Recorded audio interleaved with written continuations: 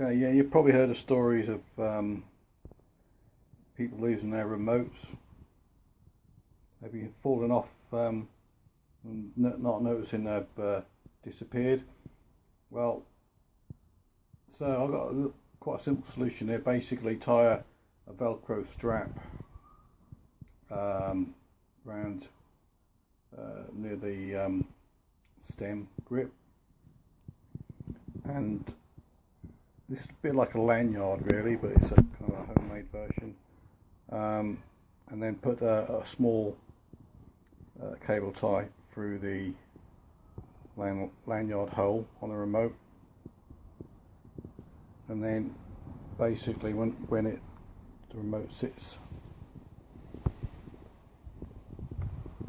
on the stem, the cable tie will go through the Velcro strap.